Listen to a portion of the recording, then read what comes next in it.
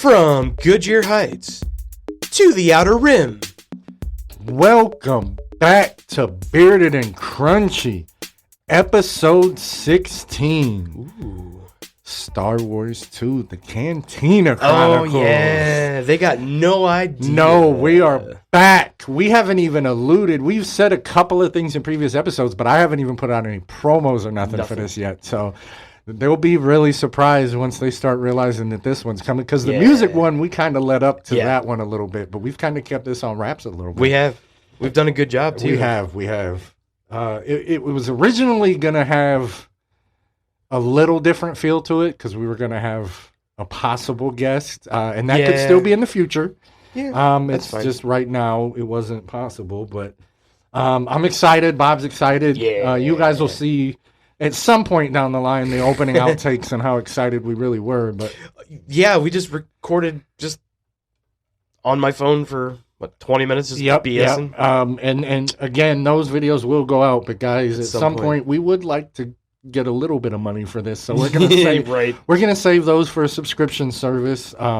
Real quick, Bearded and Crunchy on all socials, YouTube Bearded and Crunchy. Follow, like, subscribe, comment, sell it, put it on the black market, do a TikTok live about it, share it with everybody. Right. We're also go ahead. Come be part of our stories. Yeah, man, be a part of the Crunch Mob. Yeah.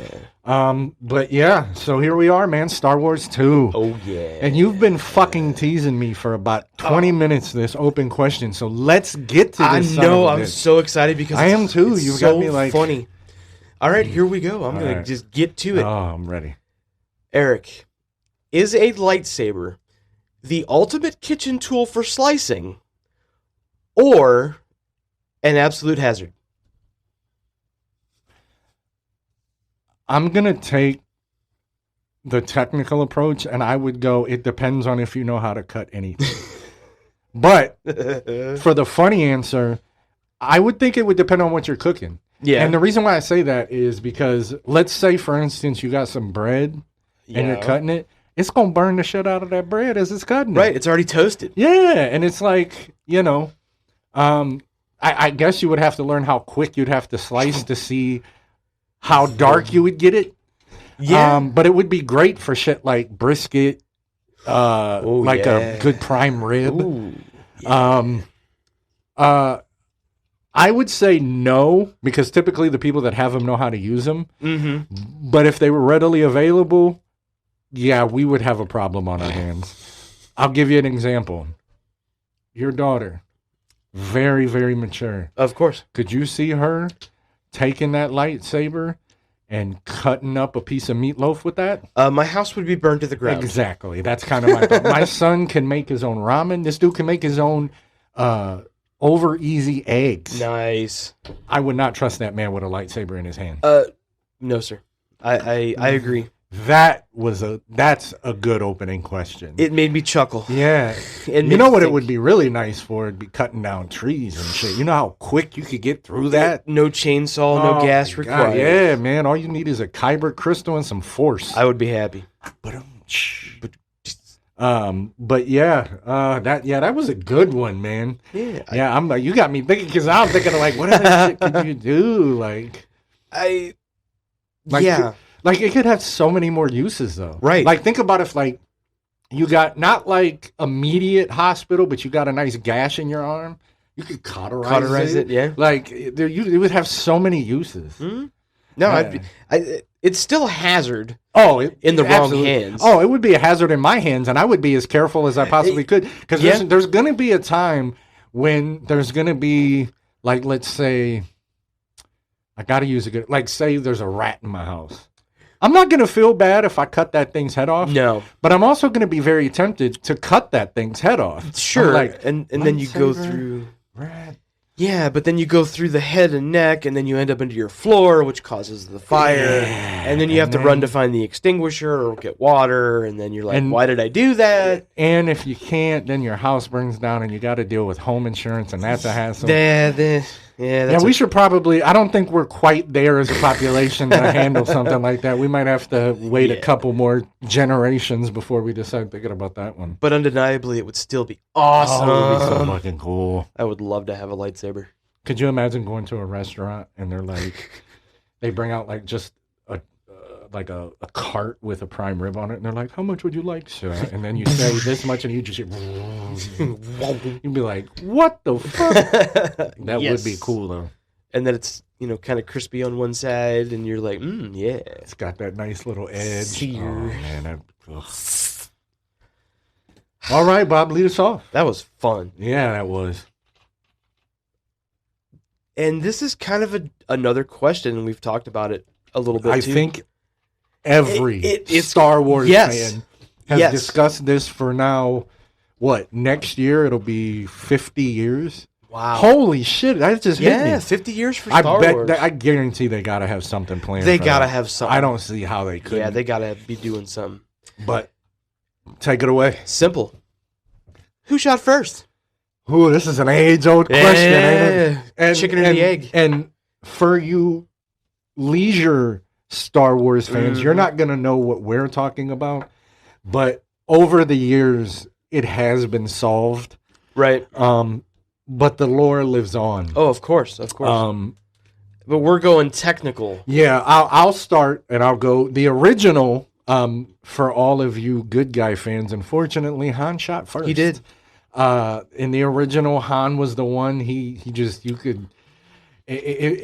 Unfortunately, I still believe there's somebody out there that has the original cut somewhere, but if you look online and stuff, that original just cut is either like he has one in a vault somewhere, but outside of that, it doesn't exist. Yeah. For any type of re-release. I think there was a DVD that came out in the late 90s, early 2000s that had an uncut original theatrical version of it. Really? But I think.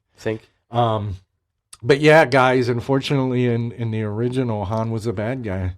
Yeah, and that kind of brings into the next one in 97.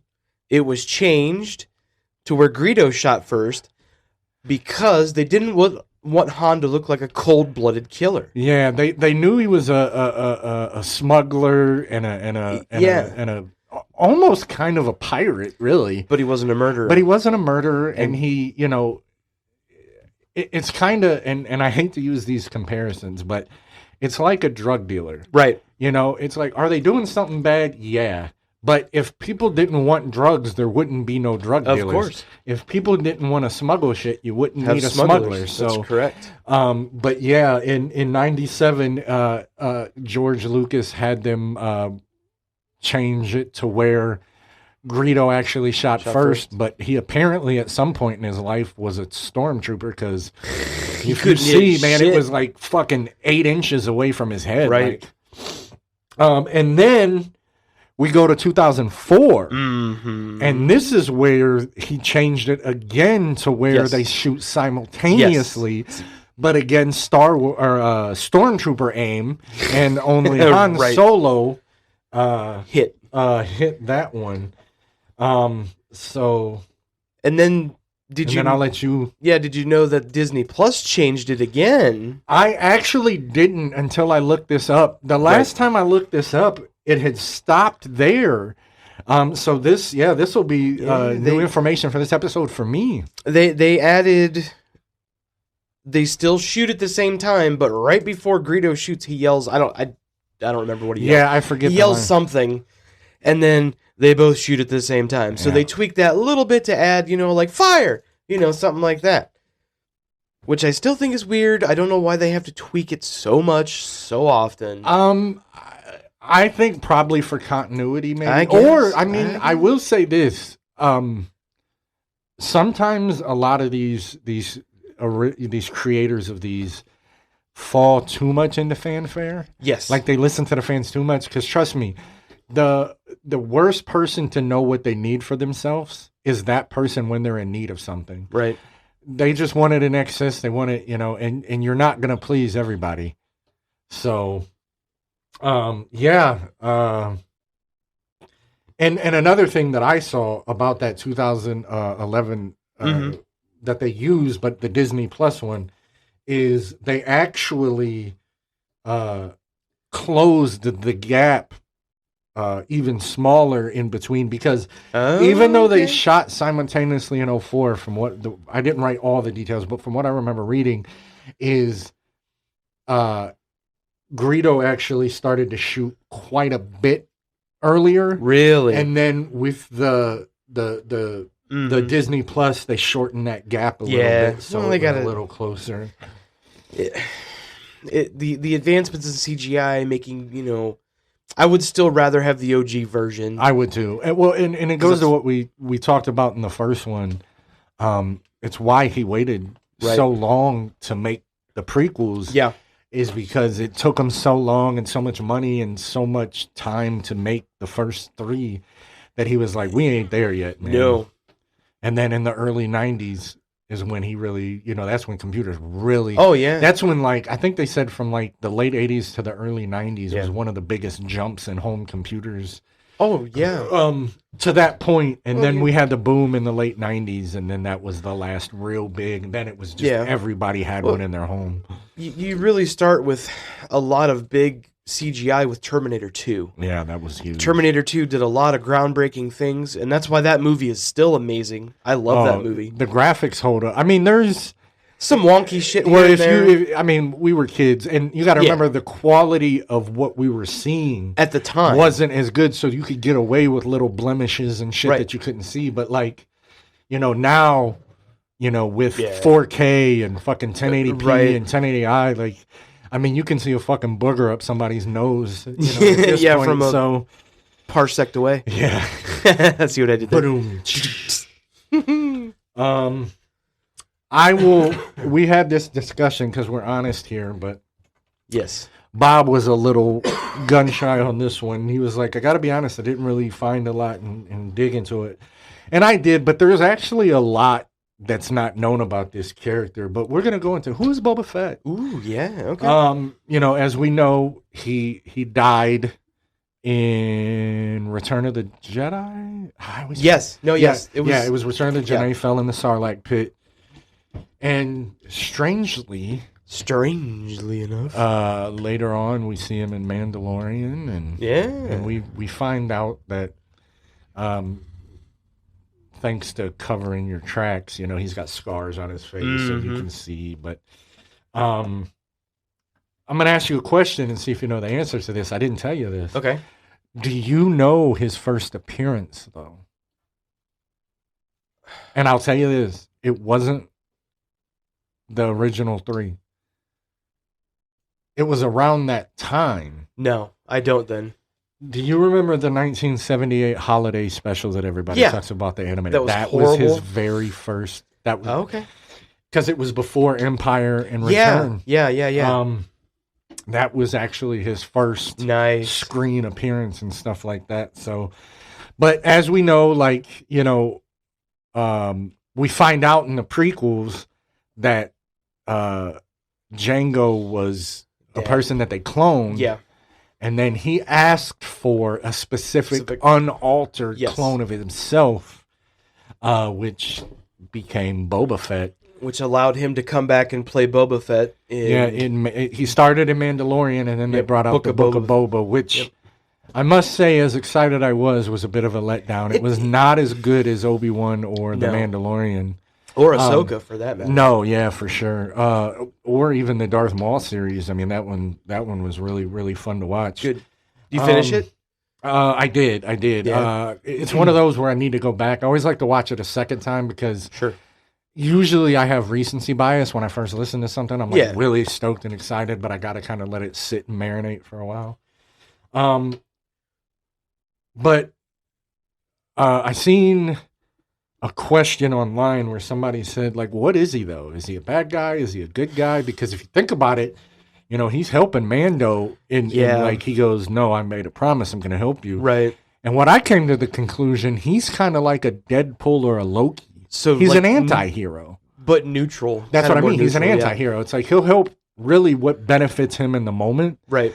But I have another question. And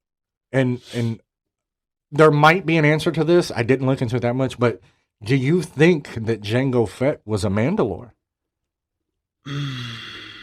I don't think so. I don't either. Because even in when you get into season 3 of Mandalorian, if you remember, and I only know this because I've recently watched, in that first episode, you know, in the ending of season 2 was when Luke takes Grogu, right? And then the start of it, Grogu's back, but he's in front of the Mandalorian steelmaker, and she goes, "You took your helmet off, bruh. You're not allowed here anymore." Goes, right. But if I go bathe in the rivers of Mandalore, I can be forgiven. And so he has to go collect all of his homies to try to go get there.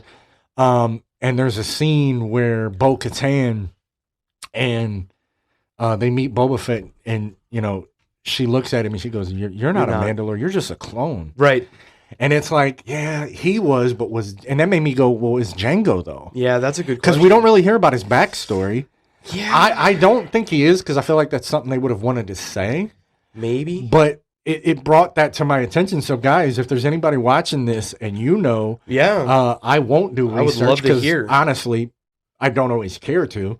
But let us know, because it made me wonder, because just because he's a clone doesn't mean he still had that Mandalorian. Like, his dad was dressed as a Mandalorian. Like, he had that. Yeah. I don't know if it was Beskar.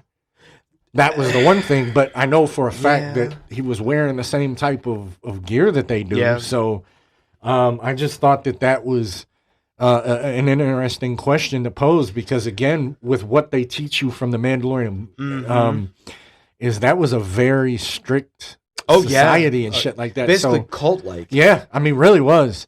So it just made it interesting that, you know, and it's funny that, like, you know, a character that died so quickly had built such a fandom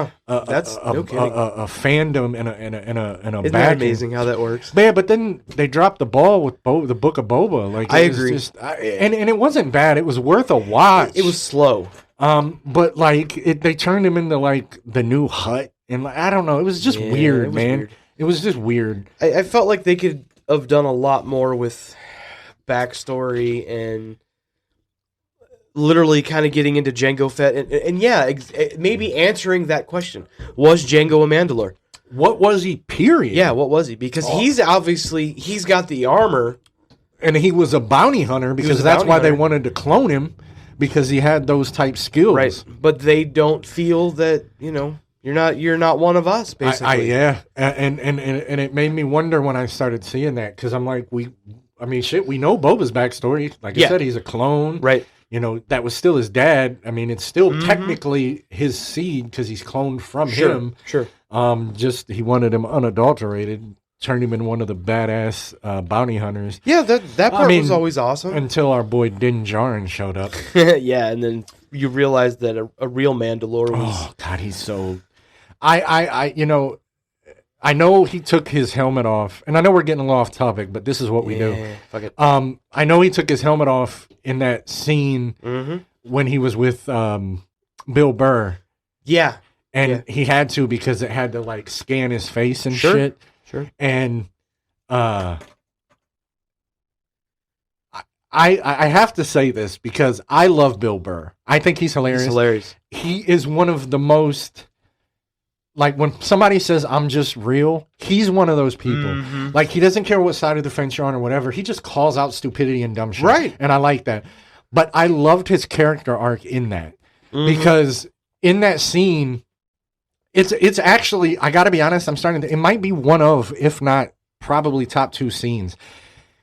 When those officers call him over and they're sitting at that table, you can watch Bill Burr get more angry and angry at this guy, and you can see Din Djarin, Mando, looking at him like he's gonna do some shit, and he shoots them both, kills them both. Bill Burr does, and then he looks at Mando after they kill everybody. He goes, "Don't worry, I won't tell anybody I saw your face." And that was a great fucking character arc. And he handed him his helmet, like, here, and I thought that was so cool. But kind of what I was getting at was, in Mando, like, I'm kind of getting goosebumps when Grogu was, like, he was leaving with Luke, and he was giving him like kind of a goodbye hug, and he put his hand up, and Din Djarin, like, you know, because I think he would have been forgiven for the scene, for sure, there, because he was trying to save and do his duty. But in this one, like she said, she goes, "You willingly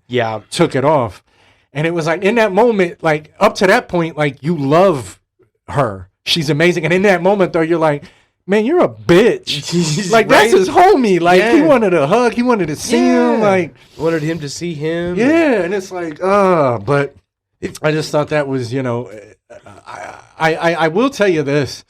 You know, we really liked Obi-Wan, and we talked that was our favorite show. But now after going back and watching Mandalorian, it was so well written. Bro, Mando was amazing. I mean, it was Pedro Pascal. Yeah. How amazing he didn't win a, what are they for?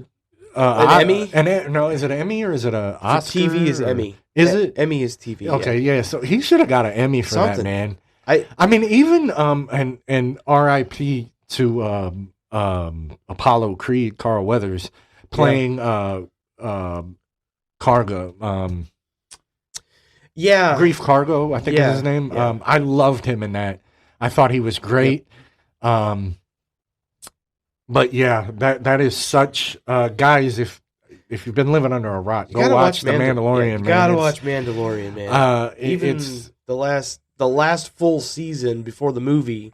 Yeah, and you know, it kind of, now that I've went back, because when we went and seen the movie, you know, I told you, I said it's a great watch, right, but you can wait, but now that I've watched the seasons, Ty's been schooling me.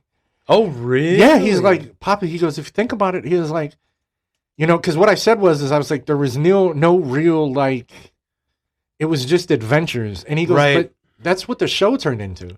Like, after he saved them, they were just on adventures. He had to fix his ship. He ran into this. He had to help them. And then he got taken, and then that was the main thing. Right. And they had to get Moff Gideon. Spoiler alert, guys. If you haven't seen it, this is your time to turn it off. Right. A little late for spoilers, but you know, it just, it's such a good show. I mean, it really like, it really made me go, man, like this was really well written. Yeah. Oh, well, like, Favreau and Filoni, bro. Like, if those two guys have to, like, we're big Star Wars fans. They have to be the biggest. They have to do a movie. From what I hear, Dave Filoni is overseeing the next trilogy. So I don't know. It's changed hands so much. They got rid of Kathleen, whatever her name was. I didn't think she did a terrible job in the beginning, but I think towards the end it got oversaturated, and it just, well, when you have so many projects going, you can't put enough time in it to really give it those little, you know, bells and whistles that really set it over the end. You know what I mean? Well, that's where I'm hoping that we'll get another season of Obi-Wan, like we said in the first Star Wars episode. It's been so long, though. I think it was 2023. That's all right. I mean, that's 3 years. That's okay. They're due. I guess they just wrapped on Ahsoka too, season 2. Yeah, maybe they're gonna focus on that next. I mean, hell, I'd even like. Honestly, I would be okay with them going back to Mandalorian and just watching Grogu, grow old and shit with it. Or if you don't want to do that. Yeah, let's see a Grogu show. Yeah, what does he do? Like, what, you know what I mean? Because it's obvious, like, Ty pointed this out.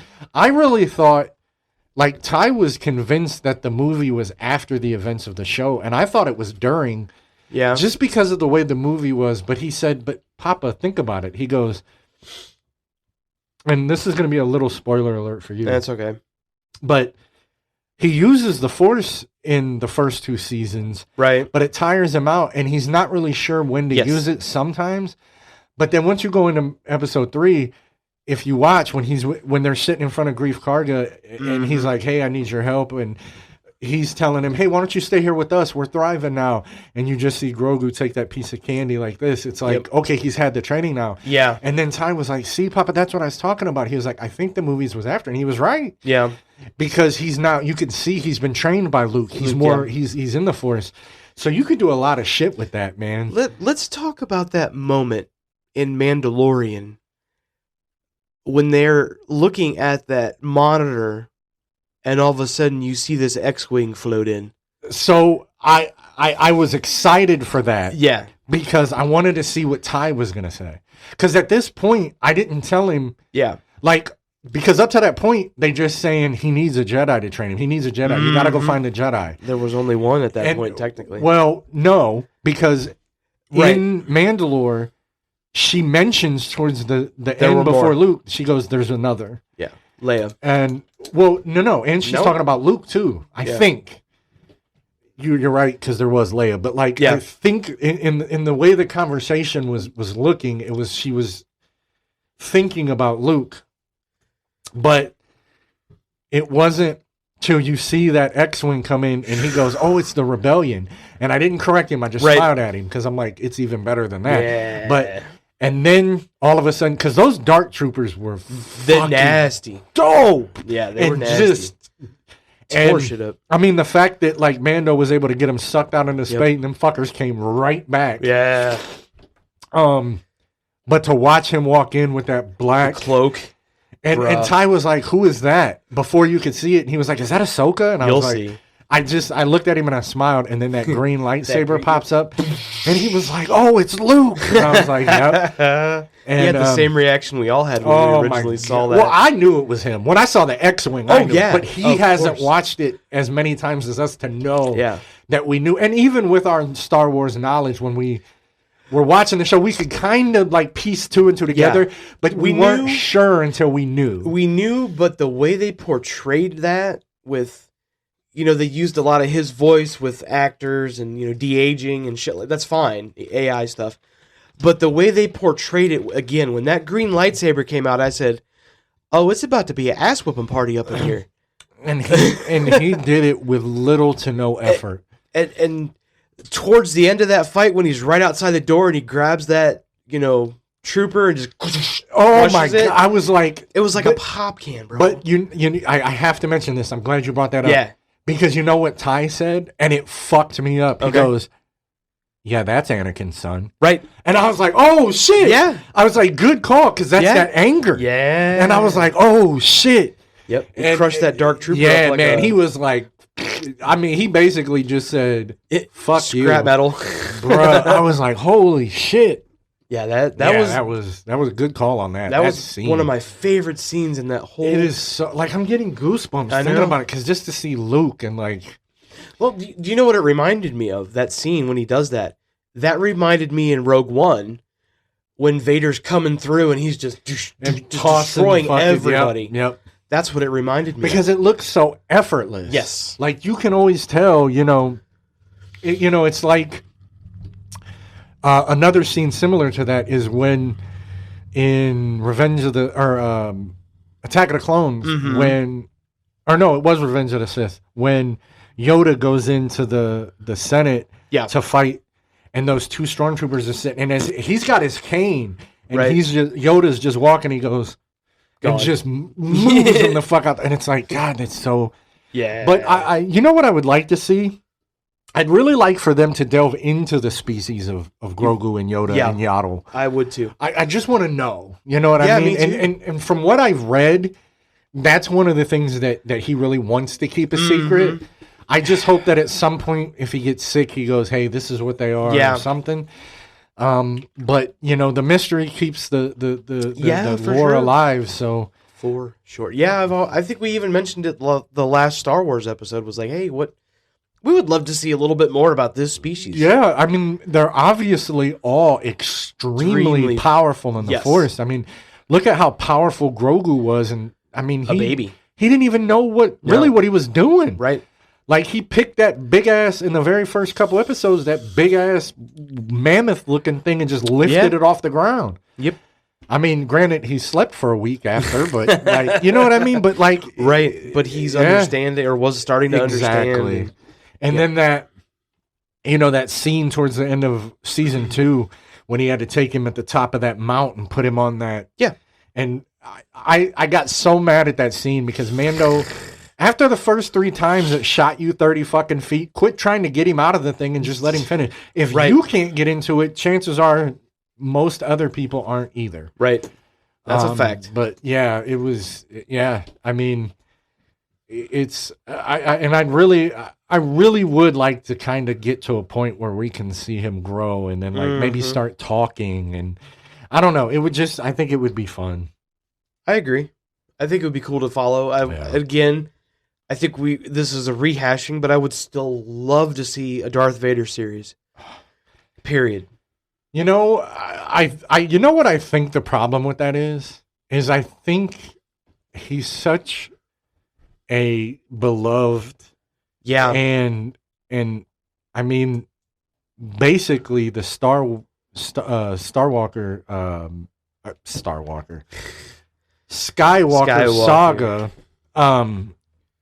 is kind of really about him. Mm-hmm. Well, at least through the first him and his kids 6. But I would still, there's still a lot of empty tape left in his life that we don't know about. Right. That, and you know, where what was Palpatine teaching, showing him of the dark side? Because I mean, we found out before he was even as he was becoming Vader with the suit, mm-hmm. you know, he knew that he wasn't going to be able to help Anakin keep Padme alive forever. Sure. But he promised him that and then blamed it on him. Oh, yeah, yeah. Well, to get out of the... And that's why he put him in the suit, was to keep him weaker, because, you know, he used quite a bit of the Force to be able to even move and be able to get through the pain. Yeah. And, you know, there was a lot of that. And, again, there's reasons that he was the Emperor. Yep. Well, I mean, we find out in the sequels, you know, this dude just doesn't want to give up. Yeah. You know, he wants his grip on the galaxy. And yeah. You know what he reminds me of? He is the Star Wars Thanos. Correct. Because Thanos technically was before Vader. Sure. Because they're constantly talking about, you know, we need the galaxy balanced, and we know what we're doing. You know, it's just like, you know, after he became the Chancellor, he was supposed to relinquish his power at some point. And he didn't. And he always found a reason to keep it. Yep. So, and I don't think I think that was intentional. Oh, of course. Of course. He already had the grand plan worked out. Right.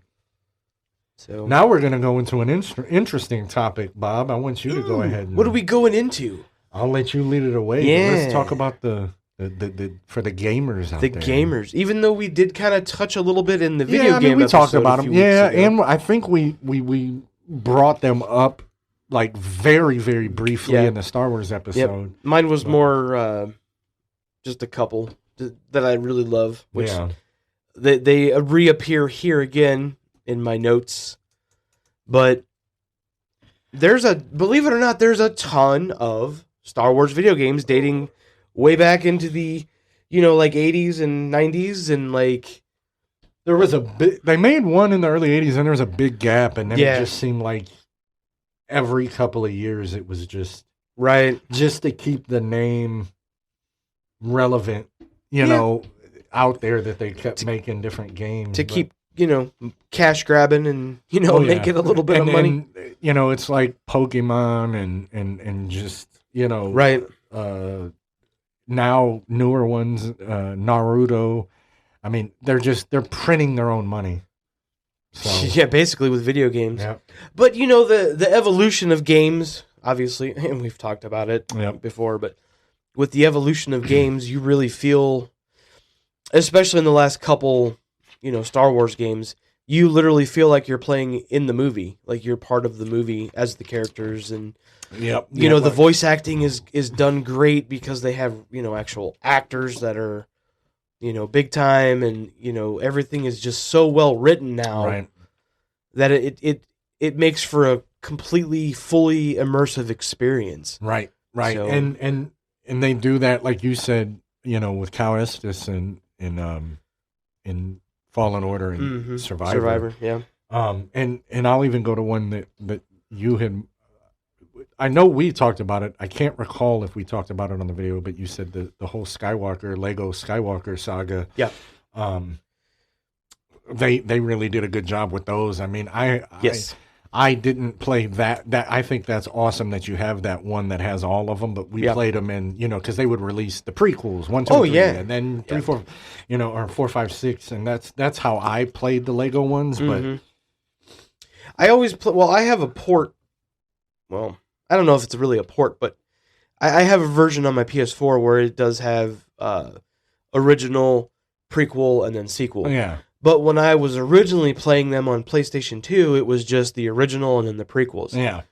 And not that the sequels are done bad, because they're not for the video games, but still the original 3 and the prequels are like, when you're playing those games, and Lego doesn't make a bad game. No, they don't. Because before I was playing this port, I was playing Lego Jurassic Park. That's a big Jurassic one. World. That's a big one. So good. And then I have Lego Marvel on my PS3. Yep, we've played. Ty played that a little bit. We had one called. It was DC Heroes and Villains. Okay. But it was Lego. Yeah. And dude, there was. I'm not kidding you. Probably like 70, 80 different characters. Dude, that's the thing about Lego. Insane. Like that's the wonderful thing about when you get into the Skywalker saga with Lego Star Wars. You've got like 100 and some characters. It's like everything you can unlock, and you go, I didn't even realize. It's like, hey, here's Bill that was over in the corner holding a lighting rig, and he's a character in the video game. You know what I mean? Right. Like, that's the kind of shit that they do in the Star Wars games. That's awesome. Their attention to detail. It's crazy, but they make it Lego. Yeah, which is more fun. Yep. All right, you wanna go into just not number 1, number 2, just some of your favorites. You can go like, maybe you can start with like one that it's your absolute favorite if you have one. Oh, video game, yeah. That's tough for me. I know you have a little recency bias too. Yes, and I'm gonna go the original trilogy for Lego Star Wars is my favorite. I know a lot of people's probably going to be like Knights of the Republic or Old Republic, and that would be me. And that's a badass game because that's an earlier game, and I had a lot of fun when I did play that. But yeah, mine's my number 1 overall like favorite Star Wars game is going to be Star Wars Lego, the original trilogy. That came out in 2005. Really? That's what. Yeah. I'll be damned. Yeah. That's how long ago that was. That makes me fucking feel old as shit. Don't it? 21 years. It can legally drink now. Yeah. For me, you mentioned it. Or you know what? Go into more detail. Like, what was it about? Like, is it just the fact that it was the first Lego Star Wars game and they did such a good job with it? It literally was the first Lego game I played. Yeah. And I played with Legos. We alluded to that in the toy collectible episode.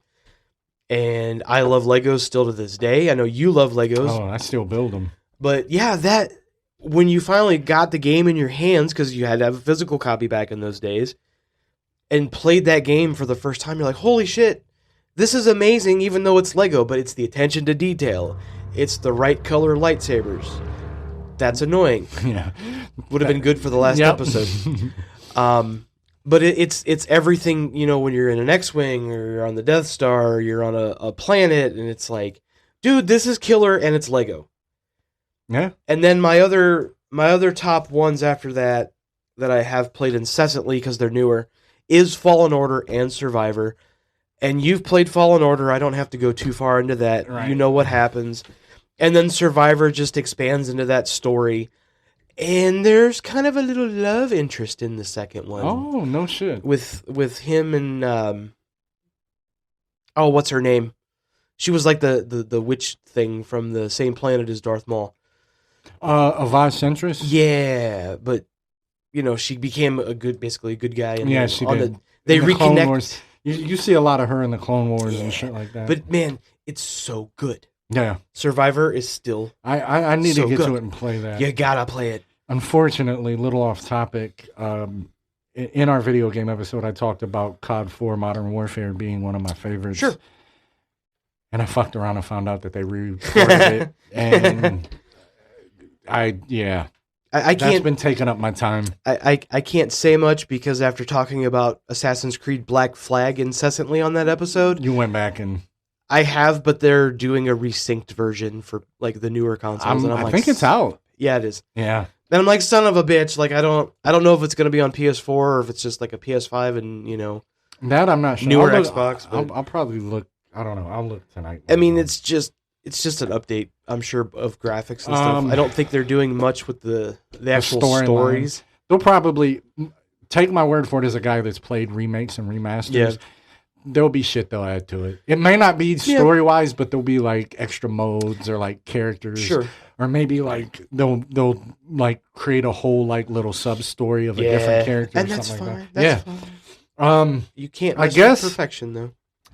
For me, it's a tie between a game and a sequel, and then another one. Okay. But like you mentioned, I'm going KOTOR, Knights of the Old Republic, and then Knights of the Old Republic 2, the Sith Lords. Yeah. The 2 was so good because you got to see a lot of the other Darths that you don't, Revan, and we hear about Darth Plagueis the Wise in the movies, but you don't really know much about him, and there's Darth Nihilus that you don't hear a lot about. Right. There's so many, and you got to see a little bit of that in the Sith Lords. Now, it's been quite a while since I played it, so I'm not going to go into a lot of detail. Yeah, it's been years.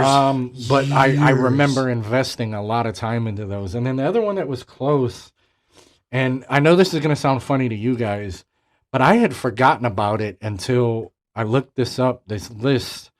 And I was like, man, that sounds familiar. And then I looked at it and I was like, oh, that's because you played it.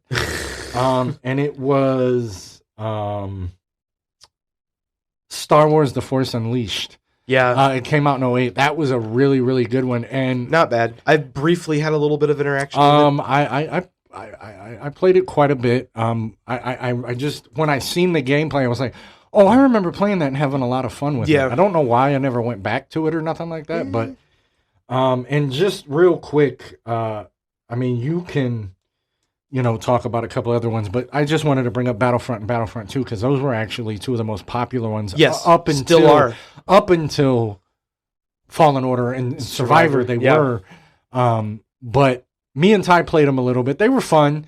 They didn't grab me as much as Fallen Order, Knights of the Old Republic, Force Unleashed, and that kind of stuff. But was there any other that, because we had talked about, and yes, guys, we did look up the list because we have our favorites, but we were like, hey, let's see what else is. Yeah.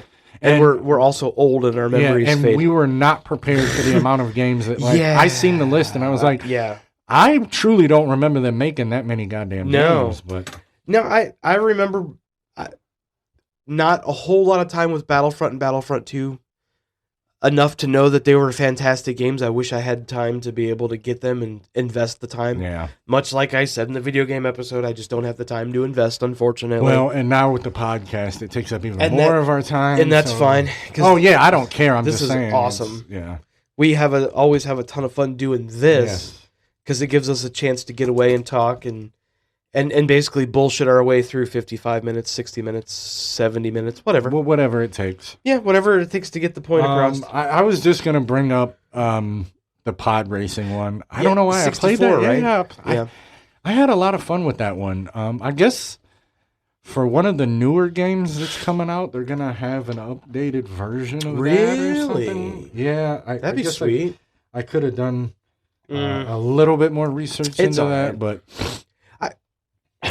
I played a little bit of it. We would rent games, back when you could rent video games from the video store. We rented it, and I got to play it a little bit, but I never owned it. But it was still cool. Yeah. It was much on the lines of, those racing games back F-Zero, right? Star Fox. I played a lot like those. Yeah. But still fun as hell. Yep. And it was Star Wars. Yep. All right. Where are we at on time, Bob? Ooh, we're going to show them how the cookies are made? Yeah, we've been doing that a lot. I know, right? Who cares? That's what this is for. Yep. My note cards, because I pass times back and forth so you can't hear us. Yep. We're 44 and a half minutes. We're fine. We're doing beautiful. We're good. We're all having right, you fun. want to go into our last little quick subject? This was one that we had talked about I think, talking about in our first one, we never got to. Our favorite ships. Our favorite ships. Yes, sir. I meant to ask you this, and I didn't think about it till this morning when I was at breakfast with Ty, but are we going to, like, I didn't use, like, speeder bikes or shit like that. I did mainline. Yeah, that's kind of what I did, was just actual, like, ships. Yeah. I didn't want to get too convoluted with it. No, I did more spaceships that are mainline that you see a lot in the story, throughout the stories. Yeah. So I have a couple favorites that I wrote down. That's I didn't do basically a whole what I lot. did. Yep, I only did 4. I did 3, so there you go. Yep. I could probably talk about a 4th one if I need to, but you know, it's fine. I mean, I can start with mine, and that way go for it. It wiggles it in. But my first one that I'm going to mention is the Jedi Interceptor. That's the one that Anakin and Obi-Wan in the beginning of Revenge of the Sith. Oh yeah, that yellow light. Yeah, one. yeah. I really like. Cool. Yeah, it just looked cool, and Obi-Wan looked very uncomfortable, and it was. Have you ever seen the outtakes of that shit? Yeah. When he's like, "Go right," and he goes left, or go right, or go left, and he goes right. It's freaking hilarious. Yeah. There's some good outtakes, but that's one of the ones I like. Just the look of it. It wasn't nothing special. I just thought it looked cool. It was cool. Yeah. What's one of yours? I'm gonna go basic white bitch and say X-wing. I love the X-wing. That was an honorable mention, but I had an inkling that would have been brought up, so I tried to. It shows up so much and so early in the originals, and I think they revamped in the sequels. Yep. And they didn't really do a whole lot. They kept it pretty basic, but it's still it's like an F-15. Well, it's like the fighter pilot. It's basically the logo for the rebellion. Yeah, I mean it's that. I mean, yeah, but it's a fighter jet. Yeah, it's cool as fuck. Yeah. I guess for my next one of my favorites, and again, it's the same premise of why I chose it. Is the Naboo Royal Cruiser, and that's that really mirror look shiny. Dude, that one's awesome. Her and Anakin go back to Naboo on and shit. I just thought it looked like a chromed out car, like some shit like that. I just love the way it looked. Right. So we might have some overlap. I was wondering that because I'm sure my last 2 may overlap with yours, but we'll see. Probably. But we'll see. And because I left a specific one off on purpose. But we'll see. All right, that's fine. But we just talked about him earlier in this episode, and then Mandalorian ends up taking over, and then it ends up getting blown up out of the sky. I love Slave One. It's such a badass ship. That's my number 1. Oh fuck. That's okay. I'm sorry. Slave One was not Mandalorians. It was Boba Fett's. Yeah, but he ended up getting it for a little bit, right? Yeah, but he didn't blow it up. The Razor Crest is what blew up. Oh, was it the Razor? The Razor Crest that completely exploded, and the only thing that was left was that Beskar. Yeah. Spear. See, it's what happens when you don't get to watch exactly. it. But the memories get fuzzy. It's fine because the Slave One is the coolest ship in the entire universe. That's right. Razor Crest blew up. He ended up taking over Slave One. Yes. And Boba let him use it because they were doing all kinds of shit. If you remember, when they were going to fight Moff Gideon, Boba Fett was the like the decoy. Yes. Like he came in and flew out, and then they were almost trapped. And then he came back around, and there was all of that. But no, that's a good one. The Slave One is so neat. No, it's fine. Bro, that's what's the best about this show. Is we don't talk about it so it's real. You can see it in real time. Right. It's not scripted, it's outlined. Then I feel bad. No. Dude, I got another good one that I can use next. And you know what that does? That means we both have 3. I'm gonna let you go. I'm going Razor Crest. That was my number 2. I just loved. Yeah. The main thing for me was how he could immediately put people in carbonite on it. Yes. I just thought that was so cool. And later on, when the blue guy in the early ons, he's going down, he says he has to use the bathroom, and he's walking down, and he finds that armory that opens up, and there's all those guns and shit. So I was like, oh my god. So yeah, the Razor Crest is a close second to the Slave One. The Slave One is just so awesome because you get into it, And it's such a unique ship, and there's no other ships in this entire universe that are like that. And then from experience in the prequels, when he's chasing Obi-Wan through and he's releasing like the depth charges, dude, it's blowing up asteroids and shit. Yeah, that's cool. It's definitely a good one. So finish us off, man.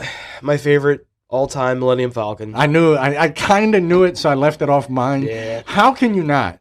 You have 3 places you can sit to do shit. You got the main cockpit, and then you got 2 gunners that you can and see. It's just. But then you've got that whole area where they were, he was working with Obi-Wan in the originals. They were playing chess. Well, and then the one good thing about Solo is you could see what it was when it was Lando's Millennium Falcon. Right. And then all the, because even in New Hope, it's like, oh no, she's got all the best upgrades and modifications. Yeah, right. Like he's done already a bunch of shit to it. So I thought it was fun too in the sequels when you found out where like the smuggler compartments where they went and hid after they got But no, that's always been my favorite. Yeah. Ever since I was a kid, because of that. All the shit, it kind of, I don't know. It's like one of those things where you can just kind of envision, because you see the ship so much in the movies, you can envision walking through it yourself. I mean, it made the castle run in 12 parsecs. And they even allude to that in the sequels, because remember when they meet Rey for the first time, and he goes, we'll tell them that Han Solo just took the Millennium Falcon back. And she goes, the Millennium Falcon that fought in the clone, whatever she says. But that was that. Yeah, I kind of figured that in an X-wing, so I tried to stay away from those because those are the obvious answers. But yeah, that was, and then obviously my number one was Slave One. We talked about that. It's just such a cool ship. But I mean, there's we could have talked the land speeder that Luke uses in A New Hope. And so cool. The speeder bikes. And, so cool. I mean, we could even, and then we could go to, AT-ATs. We could go to, there's so many different we could do a section on droids. Right. But, actually, one of my favorite ships on kind of more Imperial side is like the big battle cruisers. I mean, those things are badass. They're so badass.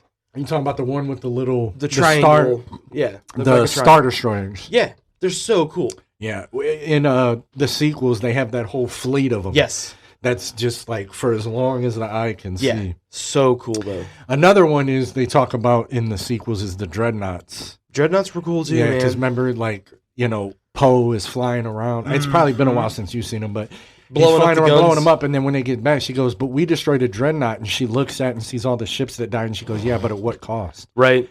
Okay, you did it, but half of our fleet's dead, so what did you really accomplish? Isn't that the one where What's-Her-Face kind of throws it into light speed and goes right through it? Yeah. No, that's a cool ship concept. Fuck though. Yeah, it was. Plus a lot of people were talking shit about how in episode 9 Poe was light speed skipping and shit like that. And I'm like, that's fine. Let's see new shit that we didn't know. Why is everybody bitching about everything? See, that's my problem. Gatekeeping. It doesn't matter what you do. There's going to be a section of fans that aren't going to like what you do. Gatekeeping. It's just, we've said that multiple times on this show. Yeah, it's frustrating. Yeah. Annoying. Yeah. But, guys, that was a smooth one. We got in a little more detail of niche shit. And, they're not going to quit releasing shows or movies and the shit, so we'll have an endless supply. Yeah, we'll have, there's, like I said, we could go into droids, we could go into planets, we could go into, we could do an episode on our personal theories alone. Yeah. So, just to throw this out there for shits and giggles, what's one of your favorite droids, or your favorite droid in the show, movies, shows, whatever? I think my favorite droid, as far as personality and because they do take on their personality exactly, is K2SO from Rogue One. Good one. I just he's a good smart ass. Yeah, but he's just logical. Right. He's just he goes, how many times do I tell you I don't care about that? And he goes, I'm just telling you, right. And then its close second is IG-88. which is the one in Mandalorian that he's trying to fix to take with him because he doesn't trust. Yeah, I remember. Those. But if we're going to what my favorite is as far as function, I'm sorry it's in the sequels, but I thought how they created BB-8 was so cool looking. BB-8 was cool, man. I mean, he was annoying, but sort of. But that's okay. I just thought the technology to the type of droid it was just so neat looking. Yeah. I would go old school. Mine would be R2. Yeah, I love R2. And you know, we got a little bit of backstory in, you know, Phantom Menace with him and where he came from, and you know, it's still kind of a shock to me that in the originals that Anakin, Darth Vader, doesn't recognize him or 3PO. Well, and that's a thing that I think we could do an episode on shit like that. Yeah, that we like. Why didn't they delve into that? Well, and even, you know, there goes a point where Obi-Wan in A New Hope goes, I don't recall ever owning a droid. Like, motherfucker, he was in the back of your plane. You got Alzheimer's kicking in, right? Or what? Like, what the fuck? But dementia. But yeah, that's, you know, you can't go wrong with ours. And he's the only character that's been in every single episode. Yeah. So, you know. Yeah, because 3PO what was he not in? I thought he was in all of them too. Maybe it is. Maybe the two original droids. Yeah, I think it might be both of them. But remember in Phantom Menace, even he was being built technically, but still 3PO. Yeah, he was still. I mean, him. But even in Attack of the Clones, cyborg relations. Human cyborg relations. But yeah, that's yeah. I mean, guys, I'm gonna throw this out here now that we're winding down. Yeah. Give us ideas on topics to talk about. Even if it's something like, hey, you know, what do you think, you know, why, you know, like you said, why didn't Anakin notice the droids and be, you know, midi-chlorians? Yeah. I mean, there's so many things that we could talk to. So, guys, give us your suggestions. Mention once. Different topics to talk about. Just anything to do with Star Wars. I've been mentioning it the last few episodes. Guys, reach out, talk to us. Tell us what you want to hear, what you like, what you don't. But we got a special ending for this episode. We don't have a dad joke. We got better than a dad joke. We got dos. We got two dad jokes. Two dad jokes. I just saw these and I go, bro, they're too funny to not put them in here. And to give you an idea how the coffee's made, he was like, should I do one and pick one? I said, dude, it's our show. Do both of them. Yep. We'll make it funny. Yep, it's our show. So. All right, here we go. Here we go with the dad jokes. Plural. What did Darth Vader say to the Emperor at the auction? Oh man, I don't know. What is thy bidding, my master? All right, there's dad joke number one. This is weird doing two of them because normally I'm hitting the laugh track. That's all right, but I'll get a good one here at the end. All right, last one. What goes? Thump. I don't know. An Imperial officer laughing at Darth Vader.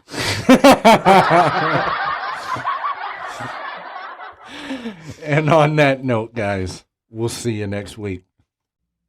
Hey, guys, I just want to take a minute here to talk about mental health awareness. It's something that me and my wonderful co-host Bob also suffer from. I seek therapy. We both have medications, and I just want everybody to know that if you're listening to this and you hear this, that, you know, there are people that care. There are other people like you, and don't hold that stuff in. Talk to somebody, let it out, because suicide is never the answer. If you're starting to feel some type of way, you think you're going to hurt yourself, or you don't feel like you have a support group, guys, please call or dial 988. It's the hotline for help. And if you're a veteran, which, mind you, 22 veterans commit suicide a day, guys. I mean, it's just not a good thing. If you're a veteran and you're struggling, please reach out. There are a lot of us that appreciate what you've done for us, and you need to know that there's help for you too. So if you're a veteran, dial or call 988 and press 1, and that helps veterans. And remember, you're not alone.